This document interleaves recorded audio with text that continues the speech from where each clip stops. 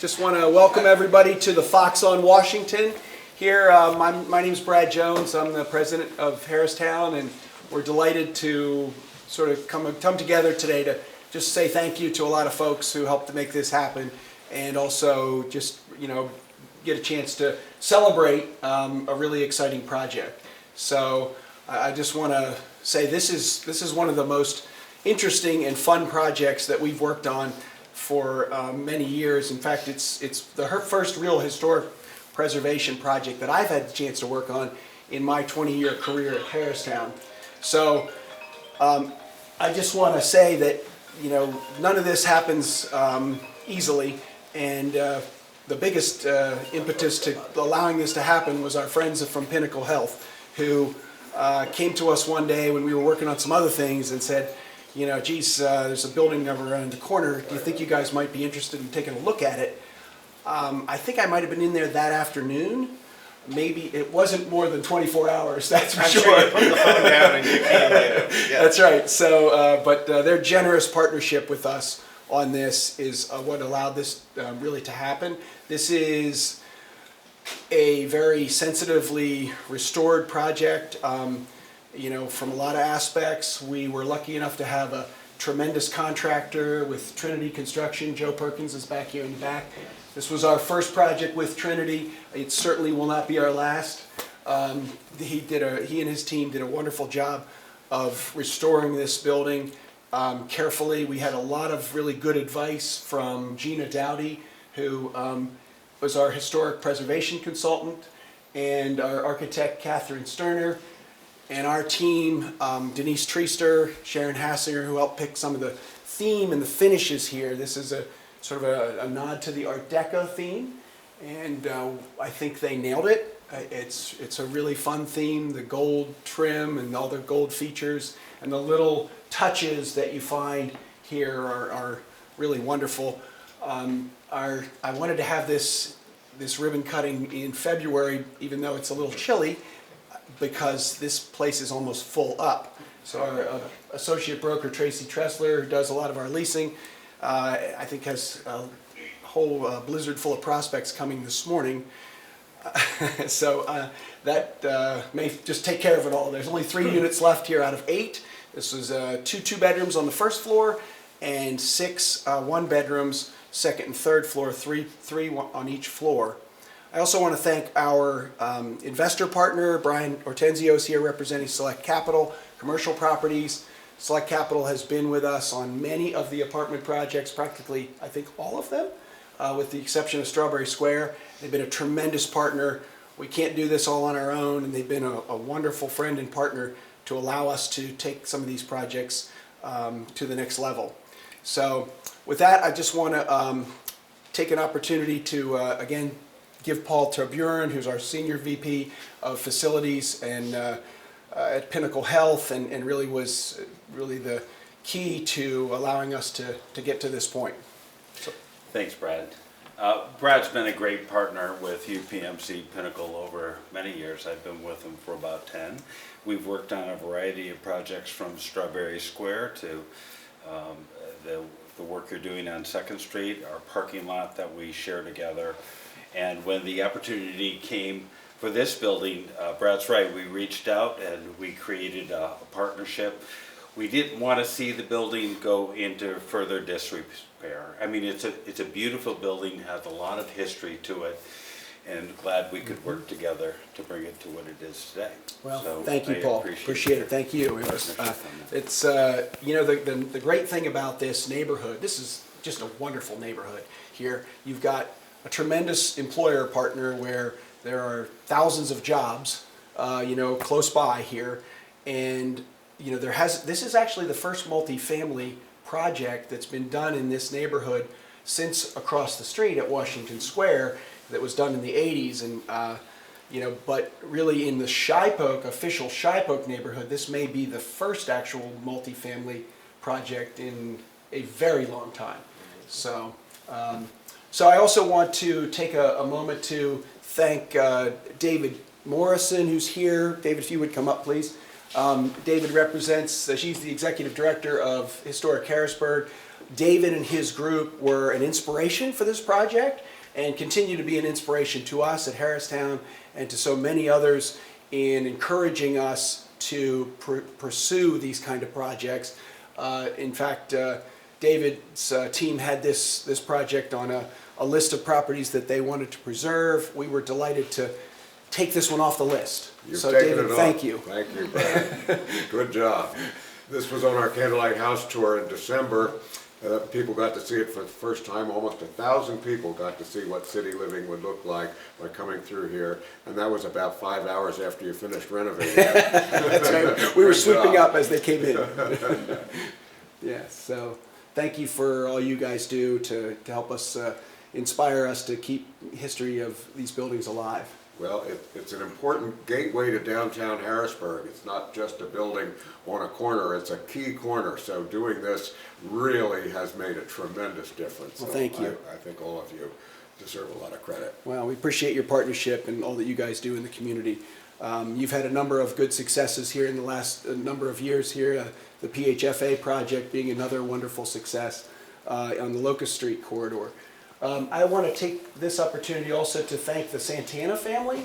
Chris Santana is here representing the Santana family. Many of you know that the Santana family operated a restaurant here from the 30s to the 80s. And as we got into this project, we had the wonderful opportunity to meet Chris and his whole family. And there's a lot of Santanas out there. And I keep meeting new members of the family, and it's been a wonderful experience. But I even was the recipient of a wonderful book that your dad did about the history of this neighborhood. And Chris, I just wondered if you would be able to say a few words about, sort of your family's participation in this over the years. Sure. So it just brought to my attention happenstance in helping plan a family reunion just the other night with my cousin. My dad sent me a text. He said, by the way, do you know that today, this was about 9 days ago, it was on February 12th, that today was exactly 128 years since his great-grandfather had stepped off the boat onto Ellis Island coming over from Italy. So today is 128 years and 9 days since our family came to this area, landed in Middletown and Steele, and then eventually ended up over here. They bought this property in 1926 from when it was the Fox Hotel beforehand. And from 26 to 33, it was called just the Santana Boarding House. We found an ad from the paper from, I believe it was 28, it says, real simple, Santana apartments and boarding house, $3 and up per week for sleeping rooms. And then the repeal of Prohibition in 33, they renamed it Santana Seafood House and Boarding House, and it was that all the way through the 80s. Sent trucks down to Baltimore to the harbor buying fresh seafood multiple times a week. And I wish I could say I had a lot of first-hand experience, but I am, I believe I was only 4 or 5 when the place closed, so I have absolutely no recollection of it. But from what I hear, for many, many decades, it was the finest place in town, and we're lucky enough for Brad to walk us through here and check out a piece of the history. I sent my dad a photo of this spot because we walked up here about a couple years ago and saw there was newspapers on the floor from the 40s and 50s still, and so it's quite the transformation to walk in here. The stained glass, it's just pretty amazing what you guys have done for the neighborhood. My family's far from the only ones that have been around here for 100 years, so it's a great thing you guys are doing. Really Well, it was a appreciate wonderful what you guys have opportunity to get a chance to meet you and your family. And one of the neat things about this project is we met everyone in the neighborhood. And Steve and Joe definitely met everybody in the neighborhood because everybody wanted to come by and see what was going on. So that's when you know you're in the middle of something exciting. So anyways, we were lucky enough to be able to save a few mementos from the building for Chris and his family. They are winemakers as well, and if you're lucky enough, you might get some special Santana family wine that and get a glimpse at the entire history of the neighborhood here from your dad's book, which I'm sure the mayor would probably like to get a copy of that. Probably be arranged. Because he knows a little bit about the book business. So, any event, with that, I'd like to turn it over to the mayor and just say we really appreciate all the partnership that the mayor and his team, I know he has a number of his team here today, and his newest addition to the team Yeah. is here at Nona, Yeah. the new economic development director. We so enjoy working with the mayor and his team on so many different things, and try to provide as many opportunities for good news as we can. The mayor is leading an unprecedented renaissance here in the city. There's so many good things going on. It's really almost too numerous to mention. But I appreciate the partnership, and I'm sure the mayor will take the opportunity to maybe mention a few Okay, I'll of those mention things. this to you. Yeah, So, if you insist. give him a big round of Oh, applause. all right. Well, really, Brad, you and your team deserve the round of applause because this transformation is absolutely extraordinary. And it really does represent the very best of, I think, what is attracting more and more people to the city of Harrisburg every day. I've had all sorts of wonderful statistics to share recently. One of them, I think the thing that I'm most excited about is Harrisburg's growing population. And for the first time in 70 years, this census is going to show that Harrisburg's population is growing. It's declined every year since 1950. We're on the way back. And it's because of projects like these. And Harristown gets a tremendous amount of credit because they've looked at buildings that have been empty for a long time. And they've brought new life into them, and they've brought new people. And those people are actively engaging in new jobs that are occurring all over the city of Harrisburg. Over 1,000 jobs were created just last year. New businesses are sort of exploding in terms of their revenue growth, and it's a really, really exciting time to be in the city. And we need to recognize, I'm going to get to why this is such a personal project for me, because when my wife and I moved here, we moved right around the corner, and we saw the Santana's hand with the arrow pointing us to come there. Does that sign, were you able to salvage that? I think we got him a few nuggets for that. Well, it said Santana. We wanted to know what Santana's was. And everybody at that time, this is over 20 years ago, they all remembered the seafood and what an amazing restaurant it was. But what attracted us to Harrisburg, and I think what attracts so many, is the wonderfully preserved, beautiful, historic streetscapes that we have. And this building was it. David said it was a gateway. It is a gateway. It's one of the first things you see when you come off the highway into the city of Harrisburg. And projects like these are really, really difficult to do. We have people come before the city all the time, before the Architecture Review Board, and we talk about the importance of using wood and proper materials for renovations, and really no expense was spared here. A few of the details I want to point out, which I think are pretty extraordinary, is that all these rooms have original stained glass. So this is century-old stained glass. You can't find it today, but I think it had to be painstakingly cleaned. I mean, that looks like it's brand new, but it's not. But it was taken apart, put back together lovingly, and cleaned. You have features like the curved glass. Look at the curved glass on the windows. They don't make that today. That's a special feature of these wonderful windows, letting in so much light. I've already claimed that as the reading nook of the room. That's where I would spend all my time, in this apartment, and those original window seats. I mean, that's just a wonderful, wonderful feature. So this is, I think, what sets Harrisburg apart. And renovations like these sort of really bring out the best in these wonderful structures. I love the stairwell, I love the entryway, I love the entire feel of this building. So this I alluded to when we first came to Harrisburg back in the 90s. My wife and I, we were looking for a place to live. We saw that Santana's finger. We came around the corner, and there was a little house in Shipe Oak that was available for sale. And we were not deterred by the fact that the flood marks were at the top of the first floor, and that we were told the previous owners had been rescued by boat. Don't worry, this was much lower in '71. And we didn't have children. And it was a fixer-upper for sure. Tall ceilings like this. How tall are these ceilings? I mean, it's, they don't make them like that anymore. We bought the house, we started living here. I was teaching school at the time, had no idea that someday I'd have political aspirations. But we were around the corner, and we got word that, that perhaps this building was going to be demolished. It had been empty for a long time, it was falling apart. The word sort of went around the close-knit Shipe Oak Neighborhood Association. And this school teacher, I went to my first politically engaged civic meeting. It was with Historic Harrisburg at the time. Chris Bryce was there. It's the first time I got to meet the city planner. And the city planner, I now have great empathy for the city planner because he'll go to meetings and he'll try and mediate between the concerns of the public and the owners of buildings. But he was there, Dan Leppo was there, and he had his big stack and file of materials. The Downtown Improvement District was there. The hospital was there at the time. There was this conversation about what could happen? How could we save this building? And everyone said at the time, this building couldn't be saved. It was just too expensive to do.